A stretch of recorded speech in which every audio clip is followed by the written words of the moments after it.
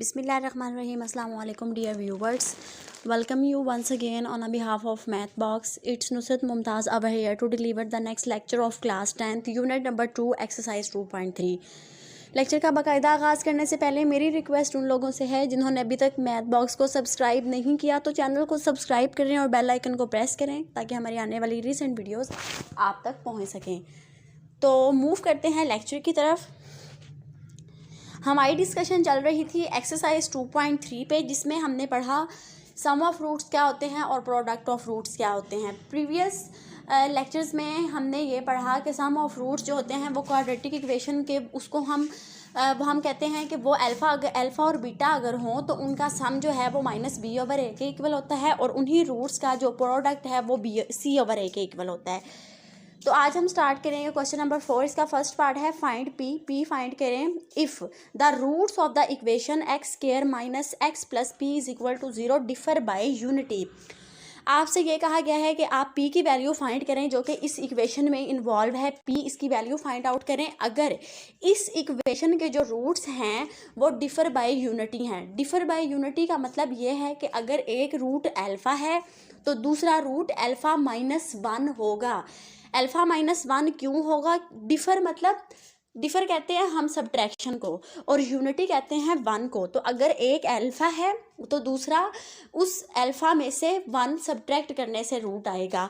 Differ bye unity कि अगर एक अल्फ़ा है तो दूसरा रूट हमारे पास क्या होगा? α-1 मतलब पहले रूट में से यूनिटी को माइनस करने से दूसरा रूट आएगा। दूसरा रूट बताया नहीं है कि क्या है, लेकिन ये कह दिया है कि वो रूट डिफ़र बाय यूनिटी है कि अगर एक अल्फ़ा है तो दूसरा उसी अल्फ़ा में से 1 सब्ट्रैक्ट करने से होगा।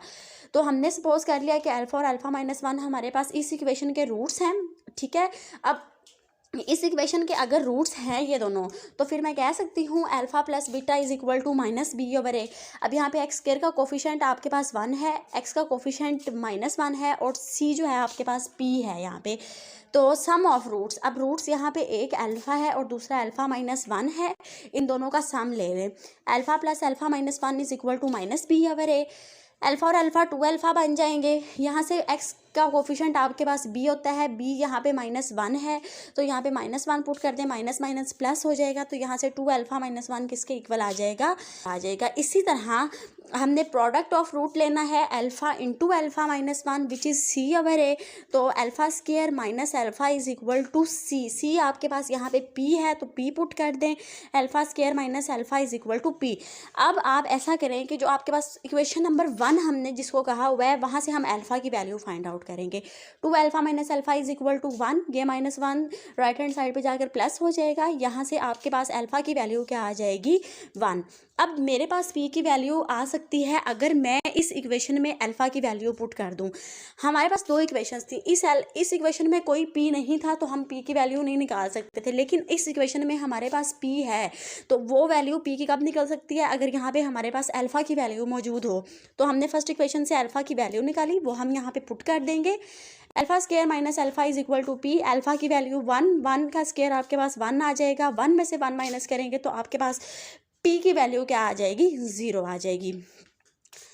नेक्स्ट क्वेश्चन है, इसी का पार्ट 2 है। इसमें अब सिर्फ आपको इक्वेशन चेंज करके दे दी गई है और साथ में आपसे ये कह दिया गया है डिफ़र बाय 2। वहाँ पिछले क्वेश्चन में इक्वेशन और थी और आपसे कहा गया था कि इस इक्वेशन के जो रूट्स हैं वो डिफ़र बाय यूनिटी हैं।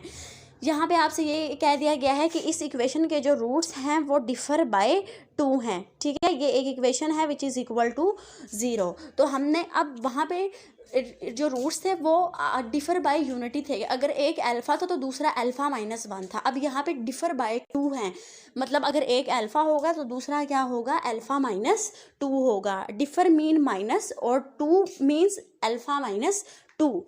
तो ये अल्फ़ा और α-2 जो हैं वो इस इक्वेशन के रूट्स हैं। अगर वो इस इक्वेशन के रूट्स हैं तो हम सम ऑफ रूट्स लिखेंगे। Alpha + α-2 = -b/a। अल्फ़ा और अल्फ़ा 2 अल्फ़ा बन जाएगा, -2। यहाँ पे x का कोफिशेंट आपके पास b है और b यहाँ पे आपके पास 3 है तो -3। 2 α-2 = -3। इसी तरह आपको पता है प्रोडक्ट ऑफ रूट हमारे पास c/a के इक्वल होता है तो अल्फ़ा इंटू α-2 = c/a।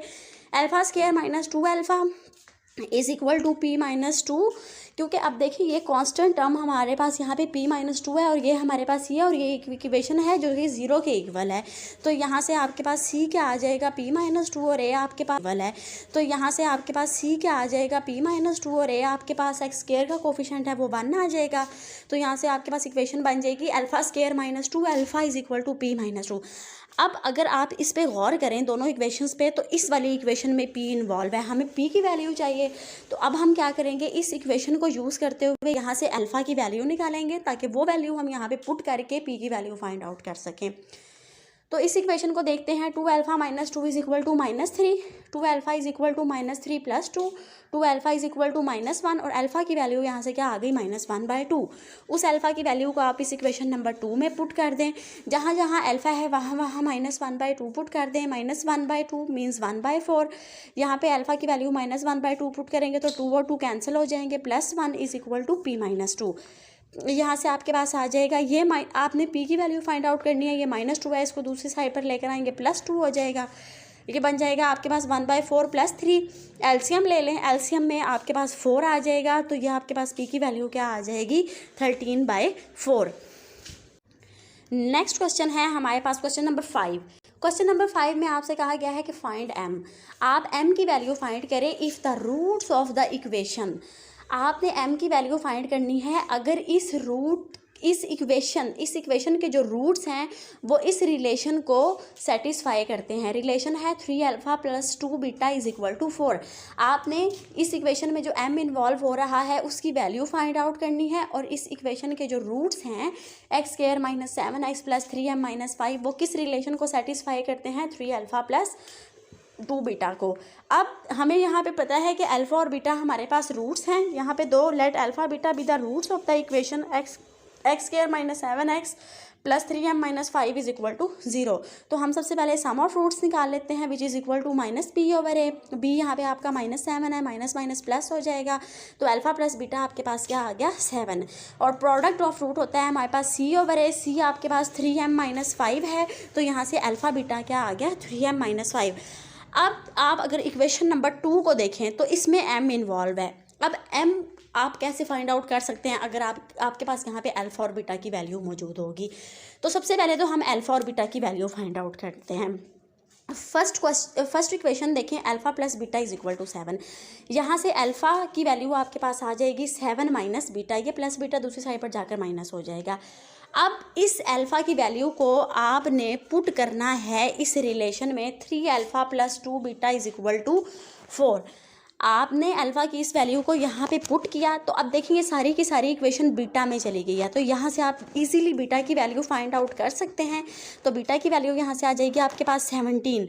बीटा की भी वैल्यू आ गई। अब आपको अल्फ़ा की वैल्यू चाहिए, ठीक है। तो आप यहाँ पे अल्फ़ा की वैल्यू फाइंड आउट करने के लिए बीटा की वैल्यू 17 पुट कर दें इक्वेशन नंबर 1 में, तो अल्फ़ा की वैल्यू क्या आ जाएगी, -10। अब इन दोनों वैल्यूज़ को आपने पुट करना है इक्वेशन नंबर 2 में ताकि हम m की वैल्यू फाइंड आउट कर सकें। अल्फ़ा की वैल्यू -10, बीटा की वैल्यू 17 मल्टीप्लाई करवा दें, -170 इज़ इक्वल टू 3m - 5। ये -m दूसरी साइड पर जाके +m हो जाएगा, इसको माइनस करेंगे 165 आएगा। 3 मल्टीप्लाई है यहाँ आकर डिवाइड हो जाएगा, तो m की वैल्यू क्या आ जाएगी, -55। नेक्स्ट क्वेश्चन में भी आपने यही काम करना है, सिर्फ यहाँ पे आपको इक्वेशन थोड़ी चेंज कर दी है और रिलेशन थोड़ा चेंज कर दिया है। वही काम करेंगे हम। सबसे पहले सम ऑफ रूट्स निकालेंगे इस इक्वेशन के, विच इज़ इक्वल टू -b/a।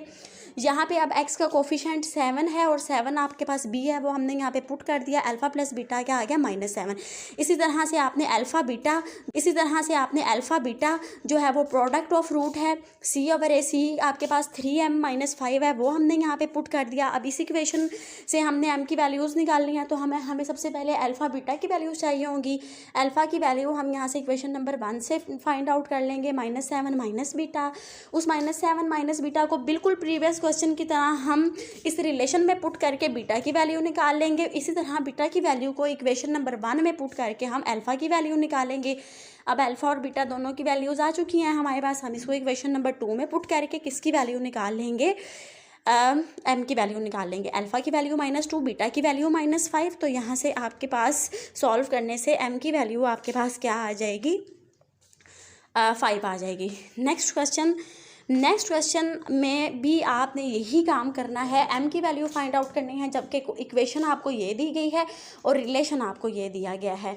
आपने सिर्फ मेथड को माइंड में रखना है कि उसका क्या प्रोसेस है। जहाँ आपने सम ऑफ रूट्स लेना है, प्रोडक्ट ऑफ रूट्स लेना है, जिस इक्वेशन में आपको m नज़र आएगा आपने देख लेना है कि उस इक्वेशन में और क्या क्या चीज़ें यूज़ हो रही हैं, तो आपने उनकी वैल्यूज़ फाइंड आउट करनी है। अब यहाँ पे सपोज हम कर लेते हैं कि अल्फ़ा बीटा इस इक्वेशन के रूट्स हैं, तो आपने सम ऑफ रूट्स निकाला minus b over a which is 2/3 और प्रोडक्ट ऑफ रूट्स ले लेंगे।